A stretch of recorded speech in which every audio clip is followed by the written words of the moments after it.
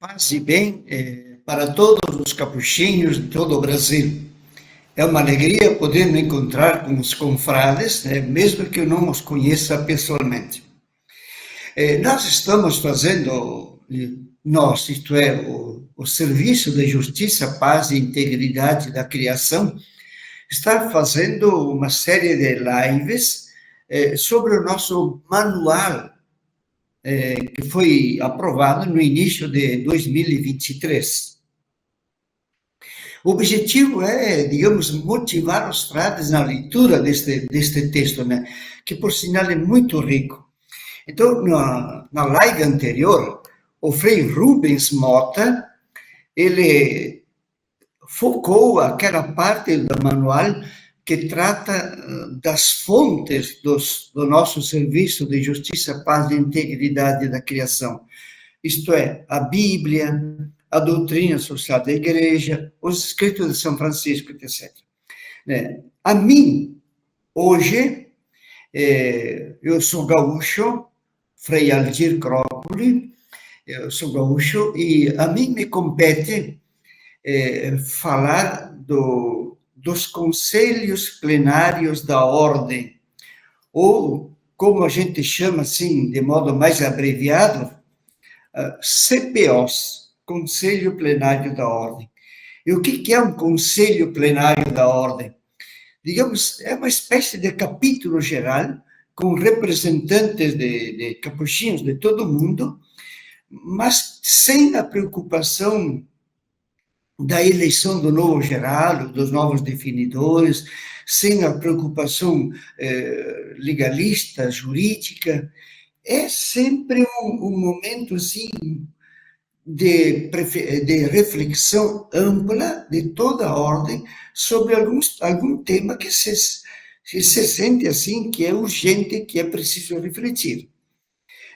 Então, ao longo da história dos capuchinhos, foram realizados 8 CPOs, 8 conselhos plenários. Nós vamos mencionar assim rapidamente cada um deles. Tá? E o objetivo disto é, de fato, apenas aperitivar, porque o ideal é que todos leiamos o manual e, mais ainda, que nós leiamos os textos dos CPOs, que a maioria das nossas fraternidades, províncias, tem, porque era um documento oficial da ordem, né? Então, basta a gente procurar que vai achar fácil. Tá bom, gente? Então, vamos lá para a nossa live, né? Então, nesta primeira parte, é uma parte introdutória. Depois, a segunda parte é que nós vamos abordar cada um dos CPOs individualmente. Agora, esta primeira parte, ela consta de dois itens, dois tópicos. O primeiro deles, eu gostaria de chamar assim de minhas surpresas. Quer dizer, lendo o manual e lendo esse capítulo que trata dos CPOs, eu tive umas surpresas bem agradáveis. Por exemplo, a primeira surpresa, sentir que este serviço de justiça, paz e integridade da criação não é um acréscimo ao nosso carisma franciscano. Não, ao contrário, ele é da essência, e ele tem, assim, digamos, uma dimensão de transversalidade. Isso é, ele perpassa todos os temas, todos os temas. De modo que, digamos assim, poderíamos dizer que a única maneira de a gente ser um verdadeiro capuchinho hoje é viver esses valores da justiça, paz e integridade da criação. Né? Muito interessante esse aspecto. Essa foi uma surpresa muito agradável para mim, perceber essa profundidade. Segunda surpresa, o fato do Frei Joel, que elaborou o manual, ter identificado em cada um dos CPOs os pontos que são realmente importantes, quer dentro do CPO como um todo, mas quer em relação ao nosso serviço, né? Então, essa beleza, digamos assim, do Frei Joel, fazer esse manual, né? E ele tem um estilo assim bem poético, bem simples. Isso faz com que a leitura seja bem facilitada e prazerosa. Terceira surpresa, eu diria o seguinte, né? Depois de ter lido isso, eu vejo com muita clareza: é impossível ser um autêntico frade menor capuchinho sem viver os nossos valores de justiça e paz. É impossível. Nós já vamos aclarar isso, né?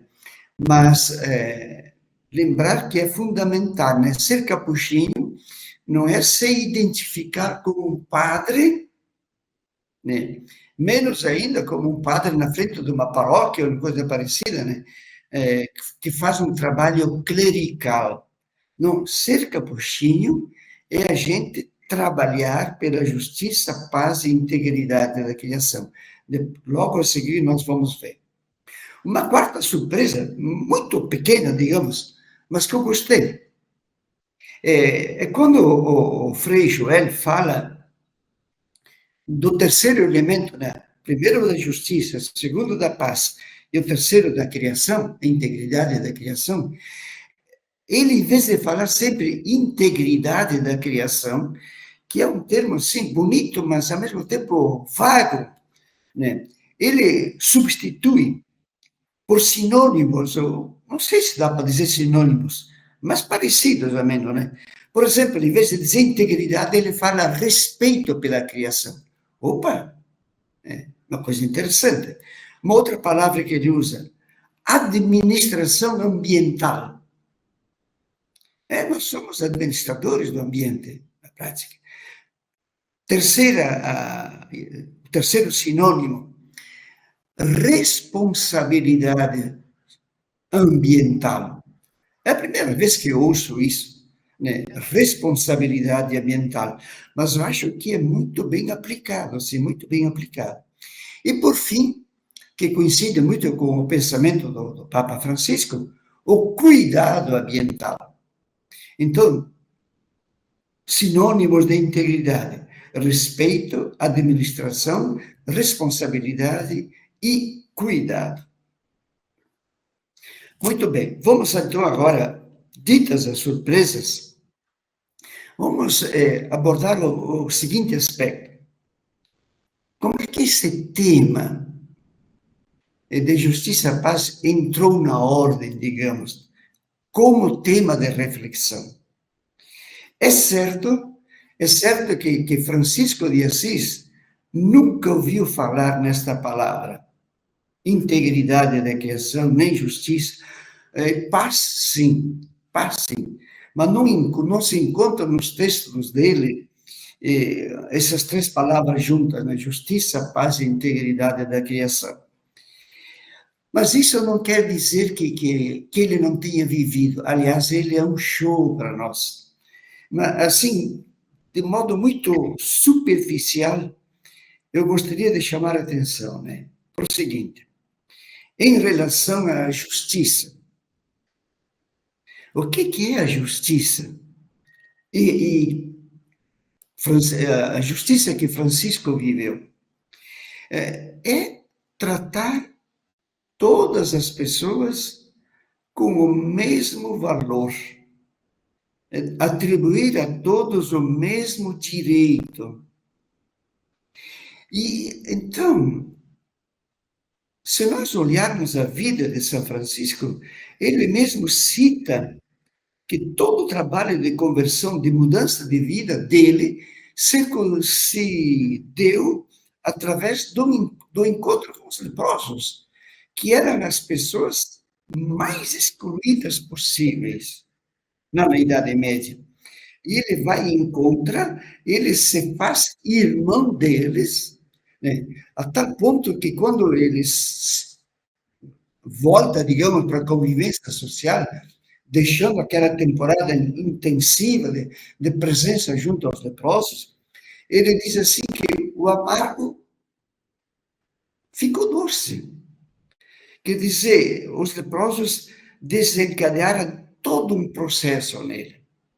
E a partir da experiência forte, intensa com os leprosos, ele foi capaz de tratar com os mesmos direitos os leões, os ladrões, os muçulmanos, as pessoas mal vistas, ou as pessoas socialmente excluídas, porque naquele tempo, para os crimes,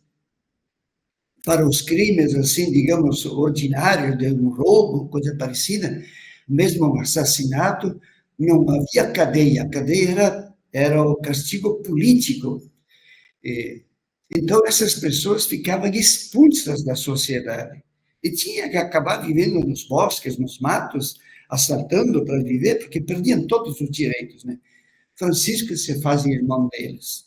Então, o trabalho de justiça, digamos, é muito nítido, muito claro em Francisco. Depois, o segundo aspecto da paz. Claro, todos conhecem a estrofe que Francisco fez da paz, louvado sejas por aqueles que perdoam, né? Que ele criou para fazer acontecer a paz entre o bispo da cidade e o prefeito, o podestá. E ele conseguiu. Mas quem pensa que a questão da paz de Francisco é uma questão de segunda categoria, está muito enganada. A paz acompanha Francisco desde os primeiros passos, né? É interessante que ele começou com a saudação da paz, que causava estranheza. Mas o Tomás de Celano, o primeiro biógrafo, quando fala da paz em Francisco, perdão, quando fala do seguimento de Francisco, ele diz assim: muitos abraçavam a embaixada da paz com São Francisco. A embaixada da paz com São Francisco. É interessante, né? Isso para mostrar que Francisco era visto como o portador da paz, né? E isto, digamos, lá no início, né, 1208, 9, porém, 1225, 26, nós temos um outro testemunho muito mais bonito, no sentido de que o Jacques d'Aragão, ele diz que lá perto do Monte Cassino, não é perto do Monte Cassino, é no Monte Cassino, que fica a leste de Roma, no convento dos beneditinos, tem uma pintura de São Francisco. E nessa pintura, Francisco está com um cartaz na mão esquerda, dizendo paz a esta casa. Quer dizer, é um testemunho de alguém que não é franciscano, mas que percebe que, digamos, a melhor palavra, o melhor adjetivo, a melhor qualidade que você poderia atribuir a Francisco é ele ser o construtor da paz. Então, isso é muito interessante, muito interessante. Então, a paz para São Francisco é um valor-chave. Por fim, a integridade da criação, terceiro elemento. Olha, gente, nós conhecemos infinitos exemplos de São Francisco que cuida dos bichinhos, que não deixa cortar a árvore bem rente à terra, só depois do primeiro galho, deixar um canteiro na horta para as ervas daninhas, pregar para os pássaros, muitos exemplos, muitos exemplos. Digamos assim, então, que este cuidado de Francisco pela criação faz parte essencial dele, né? Depois, isto nós vamos ver muito bem retratado no Cântico das Criaturas, que Francisco cria 1 ano e meio, 2 antes de morrer, né? Então, tanto a justiça, como a paz, como o cuidado pela natureza, pela criação, são marcantes na vida de São Francisco. Só que nós, capuchinhos, estávamos esquecidos disso. Quem nos lembrou foi o Concílio Vaticano II, de 60 anos atrás.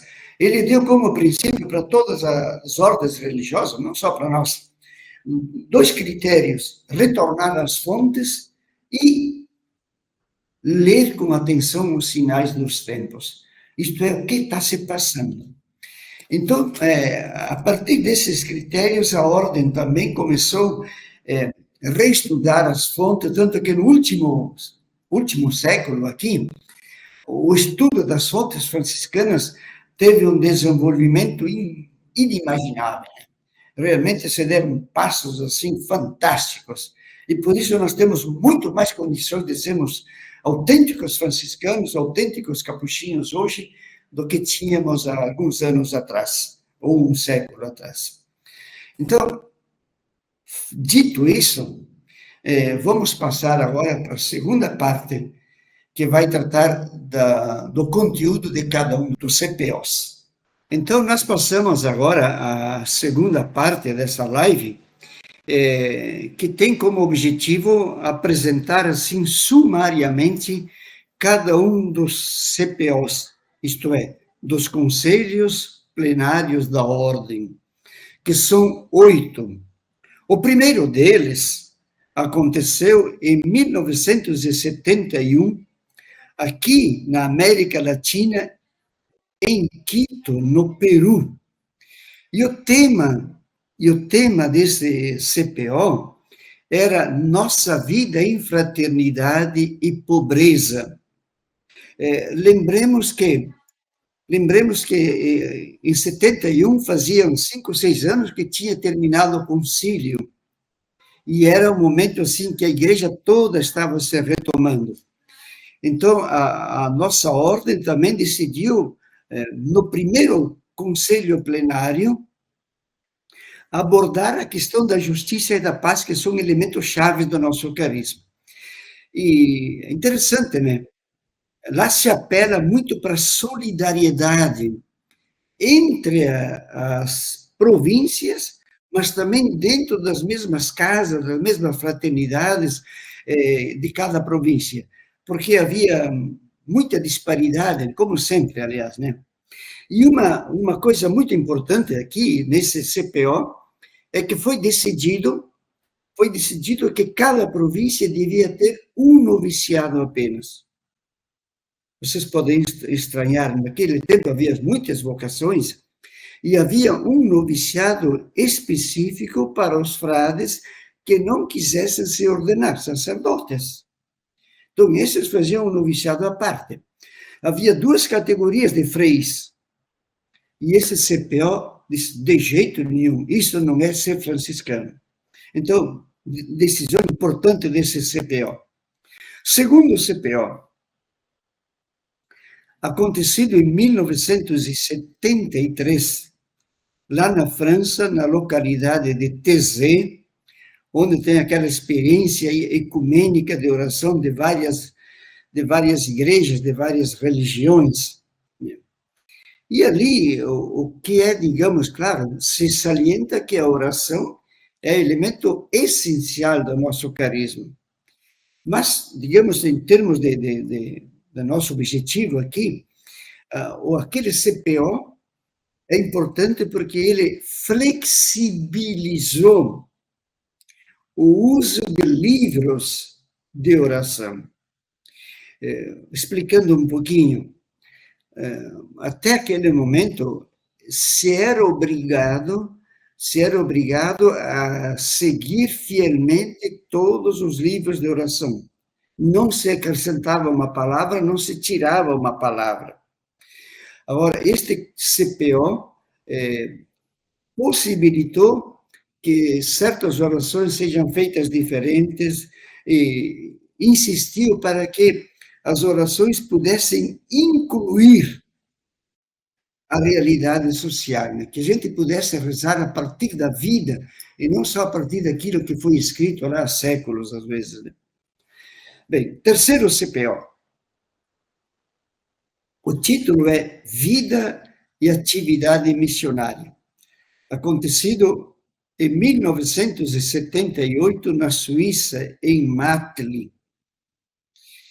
Em 68, teve a famosa encíclica do Papa Paulo VI, Evangelii Nunciandi. E nesta encíclica do Papa, ele diz que a evangelização, a missão é algo essencial à igreja. E aí a nossa ordem tentou aplicar isto, digamos, para dentro do nosso carisma. Então, e se entende ali, por atividade missionária, não só o fato de a gente ir para outros países longínquos, mas se entende que toda atividade de um capuchinho deve ser profética, deve ser missionária. Se a nossa atividade não vai em busca digamos, de catalisar esforços de transformação social, ela é inútil. Porque Jesus Cristo não veio para favorecer uma religião, mas sim veio para instaurar o reino, que é uma vida digna para todos. O quarto CPO acontecido em Roma em 1981. Qual foi a contribuição deste CPO? Ele aclarou muito o fato da nossa ordem, nossa formação na ordem, era, eu diria assim, essencialmente clerical e acadêmica. Quer dizer, a formação era em vista do ser padre. E acadêmica porque ela coincidia com o estudo. Assim que você avançava no estudo da filosofia, da teologia, você ia progredindo até chegar, assim, digamos, desembocar no sacerdócio. Aquele CPO mudou esse conceito, distinguiu formação acadêmica de formação humano-religiosa. Então, foi um grande contributo nesse sentido. E um outro contributo deste CPO foi que ele disse, com todas as letras, que todos nós somos sempre, ao mesmo tempo, formandos e formadores. Porque antes, quando alguém terminava os estudos acadêmicos, pensava assim, bom, agora estou pronto para o resto da vida. E o CCPO veio dizer assim, não, nós temos que continuar nos formando, e ao mesmo tempo considerar a contribuição dos formandos para a formação dos adultos. Então, tem uns aspectos fantásticos. Quinto CPO, a nossa presença profética no mundo. Este CPO aconteceu aqui em Garibaldi, no Rio Grande do Sul. Se digamos assim, se eu pudesse recomendar um CPO para todo mundo ler, é este, porque tem uma validade incrível para hoje. Ele, de fato, nos ajuda a superar o clericalismo no sentido de pensar a nossa atividade como frades, como padres, digamos, exclusiva na sacristia. Né? Não, não. Nós somos feitos, como eu já dizia acima também, para a transformação da realidade. E este CPO, um outro detalhe importante, ele seguia o método da teologia da libertação, ver, julgar e agir, que agora, ultimamente, a gente está repensando esse método, né? Esses passos. O primeiro não é ver, mas é escutar, porque a escutar é mais profunda que o ver. Depois, não é julgar. Eu sou um juiz que julgo, não importa com que critérios.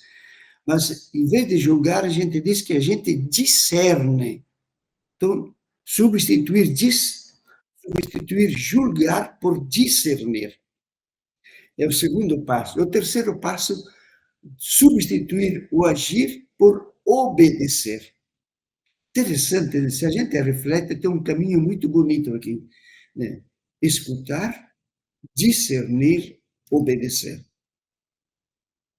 Sexto CPO, Isto não vou me delongar, mas ele apresenta 6 proposições, né? Tem como tema a nossa pobreza em fraternidade. Ele aconteceu em Assis. E toda a insistência dele retoma aquele CPO de Quito, que foi o primeiro realizado, e aprofunda, né?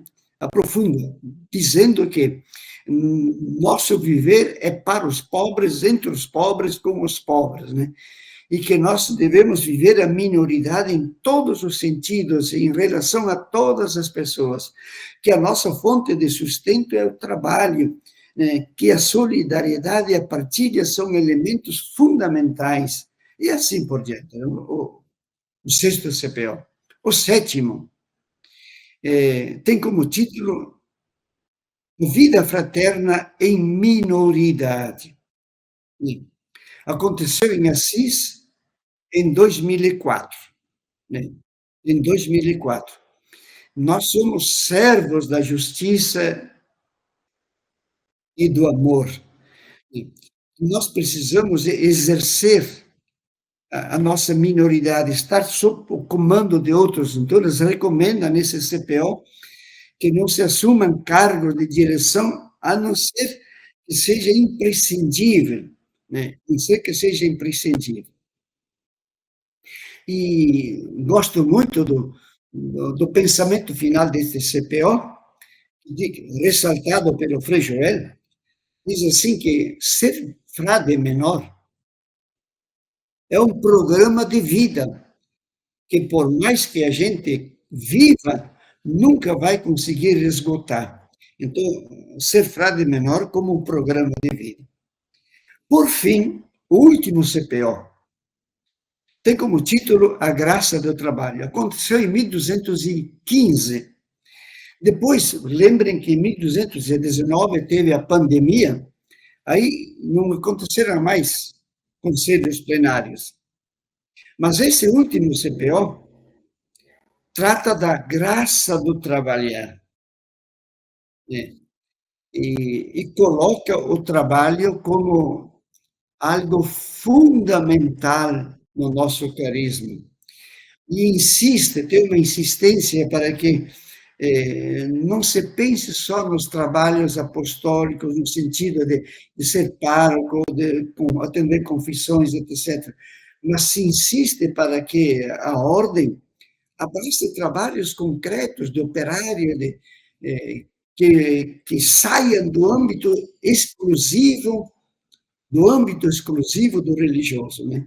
E aí até uma insistência nesse CPO para que haja frades que estudam administração, que estudam outra disciplina, outra ciência, para, de fato, contribuir com a humanidade. Né? Este é o oitavo CPO, então, de 1215, realizado em Assis também. Muito bem. Para terminar, duas ideias. Acho que o Serviço de Justiça, Paz e Integridade da Criação, o JP, tem um papel muito importante de ajudar a ordem a superar o clericalismo. Né? Nós precisamos nós precisamos abrir nossos horizontes, tentar construir o reino e não construir só a igreja, que a igreja é instrumento do reino. E a segunda ideia é que viver esse nosso serviço do JPIC, nós poderíamos dizer que coincide com aquilo que os biógrafos de São Francisco diziam lá no século XIII ainda. Eles queriam saber qual era a ipsissima intentio beati Francisci. Quer dizer, eles queriam saber qual era a intenção, qual era o objetivo, qual era o motivo, qual era o propósito fundamental de São Francisco, né? Então, me parece que o JPIC é uma maneira de nós recuperarmos este algo essencial para São Francisco. Meus caros, muito obrigado. Deus os abençoe a todos, hoje e sempre.